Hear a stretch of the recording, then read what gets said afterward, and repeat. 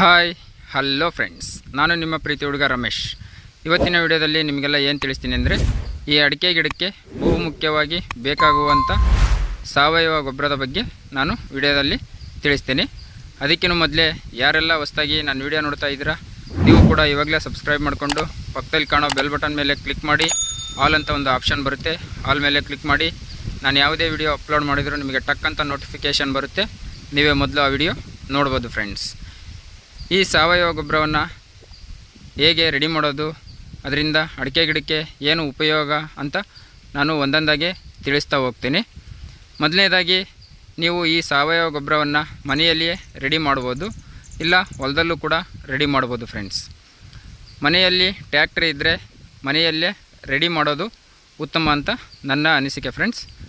ಮನೆಯಲ್ಲಿ ಟ್ರ್ಯಾಕ್ಟರ್ ಇಲ್ಲ ಅಂದರೆ ನೀವು ಹೊಲದಲ್ಲಿ ರೆಡಿ ಮಾಡಬೇಕಾಗುತ್ತೆ. ಟ್ರ್ಯಾಕ್ಟರ್ ಇದ್ದರೆ ಟ್ರ್ಯಾಕ್ಟರಲ್ಲೇ ತಗೊಂಬಂದು ಒಂದೊಂದೇ ಗಿಡಕ್ಕೆ ಹಾಕ್ಬೋದು ಫ್ರೆಂಡ್ಸ್. ಟ್ರ್ಯಾಕ್ಟರ್ ಇಲ್ಲಾಂದರೆ ಹೊಲದಲ್ಲಿ ರೆಡಿ ಮಾಡಿಕೊಂಡು ಬಕೆಟಿಂದ ಹಾಕ್ಬೋದು ಫ್ರೆಂಡ್ಸ್. ಇವಾಗ ಅಡಿಕೆ ಗಿಡಕ್ಕೆ ಸಾವಯವ ಗೊಬ್ಬರವನ್ನು ರೆಡಿ ಮಾಡೋದಕ್ಕೆ ಏನೇನು ಬೇಕು ಅಂದರೆ, ಮೊದಲನೇದಾಗಿ ನೀವು ಈ ಥರ ಒಂದು ಡ್ರಮ್ಮು ಅಥವಾ ಬ್ಯಾರಲನ್ನು ತೊಗೋಬೇಕು ಫ್ರೆಂಡ್ಸ್. ಇಲ್ಲಿ ಕಾಣಿಸ್ತಾ ಇದೆಯಲ್ಲ, ಈ ಡ್ರಮ್ಮನ್ನು ತೊಗೊಂಡು ಬಂದುಬಿಟ್ಟು ಹೊಲದಲ್ಲಿ ನಿಮಗೆ ಎಲ್ಲಿ ಅನುಕೂಲ ಆಗುತ್ತೋ ಅಲ್ಲಿ ಇಟ್ಬಿಟ್ಟು ಇದಕ್ಕೆ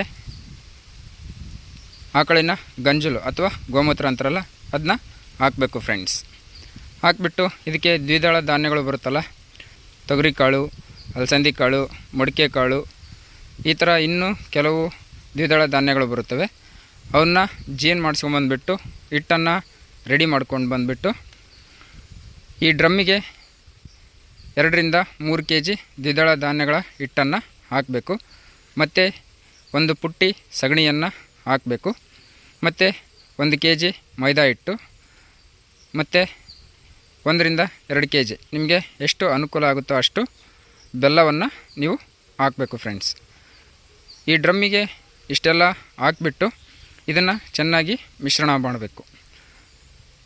8ರಿಂದ 10 ದಿನ ಇದನ್ನು ಚೆನ್ನಾಗಿ ಗುರಾಡಬೇಕು, ಇಲ್ಲ ಮಿಶ್ರಣ ಮಾಡಬೇಕು. ಇವು ಸಾವಯವ ಗೊಬ್ಬರವನ್ನು ರೆಡಿ ಮಾಡೋದಕ್ಕೆ ಬೇಕಾಗುವಂಥ ಸಾಮಗ್ರಿಗಳು. ಇನ್ನು ಇದನ್ನು ಹೇಗೆ ಹಾಕಬೇಕು ಅಂದರೆ, ಒಂದೊಂದು ಗಿಡಕ್ಕೆ 1 ಲೀಟ್ರನ್ನು ಹಾಕಬೇಕು ಫ್ರೆಂಡ್ಸ್.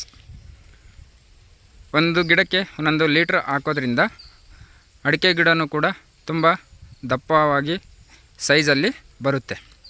ಇನ್ನು 2ನೇದಾಗಿ ಅಡಿಕೆ ಗಿಡಕ್ಕೆ ಆದಷ್ಟು ರೋಗ ನಿರೋಧಕ ಶಕ್ತಿ ಹೆಚ್ಚಿಗೆ ಆಗುತ್ತೆ ಫ್ರೆಂಡ್ಸ್. ಯಾವುದೇ ರೋಗ ಕೂಡ ಬೀಳೋದಿಲ್ಲ, ರೋಗ ಬೀಳೋದನ್ನು ಕಡಿಮೆ ಮಾಡುತ್ತೆ. ಮತ್ತು ಇನ್ನು ನೆಕ್ಸ್ಟ್ ಅಡಿಕೆ ಗಿಡಕ್ಕೆ ಈ ಥರ 1 ಲೀಟ್ರನ್ನು ಹಾಕೋದ್ರಿಂದ ಅಡಿಕೆ ತುಂಬ ಚೆನ್ನಾಗಿ ಇಳುವರಿ ಬರುತ್ತೆ ಫ್ರೆಂಡ್ಸ್.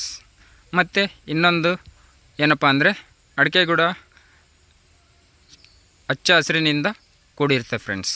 ಕಾಣಿಸ್ತಾ ಇದೆಯಲ್ಲ, ನಾನಿವಾಗ ತೋರಿಸ್ತಾ ಇದ್ದೀನಿ. ಈ ಥರ ನೀವು ತಿಂಗಳಿಗೆ 2 ಸತಿ ಅಥವಾ 3 ಸರಿ ಹಾಕಿದರೆ ಇನ್ನೂ ಚೆನ್ನಾಗಿ ಅಡಿಕೆ ಗಿಡ ಬೆಳೆಯುತ್ತೆ ಫ್ರೆಂಡ್ಸ್. ಕಾಣಿಸ್ತಾ ಇದೆಯಲ್ಲ, ಈ ಥರ ನೀವು ಸಾವಯವ ಗೊಬ್ಬರವನ್ನು ಮನೆಯಲ್ಲಿ ಇಲ್ಲ ಹೊಲದಲ್ಲಿ ರೆಡಿ ಮಾಡ್ಕೊಂಡ್ಬಿಟ್ಟು ಹಾಕೋದ್ರಿಂದ ಅಡಿಕೆ ಗಿಡನೂ ಕೂಡ ತುಂಬ ಚೆನ್ನಾಗಿ ಫಸಲನ್ನು ಕೊಡುತ್ತೆ ಫ್ರೆಂಡ್ಸ್. ಇನ್ನೂ ಹೆಚ್ಚಿನ ಡೀಟೇಲ್ ಬೇಕು ಅಂದರೆ ನಾನು ಮೊದಲನೇದಾಗಿ ಒಂದು ವಿಡಿಯೋನ ಮಾಡಿದ್ದೀನಿ ಇದ್ರ ಬಗ್ಗೆ, ಅದರಲ್ಲಿ ಫುಲ್ ಎಕ್ಸ್ಪ್ಲೇನ್ ಮಾಡಿದ್ದೀನಿ. ವಿಡಿಯೋದ ಲಿಂಕನ್ನು ಡಿಸ್ಕ್ರಿಪ್ಷನಲ್ಲಿ ಕೊಟ್ಟಿರ್ತೀನಿ, ಬೇಕು ಅಂದರೆ ಹೋಗಿ ನೋಡಿ ಫ್ರೆಂಡ್ಸ್. ಮತ್ತು ವಿಡಿಯೋ ಇಷ್ಟ ಆದರೆ ಲೈಕ್ ಮಾಡಿ, ಮತ್ತು ನಿಮ್ಮ ಫ್ರೆಂಡ್ಸ್ದು ಯಾರ್ದಾದ್ರೂ ಅಡಿಕೆ ತೋಟ ಇದ್ದರೆ ಅವರಿಗೆ ಈ ವಿಡಿಯೋನ ಶೇರ್ ಮಾಡಿ ಫ್ರೆಂಡ್ಸ್. Thank you friends.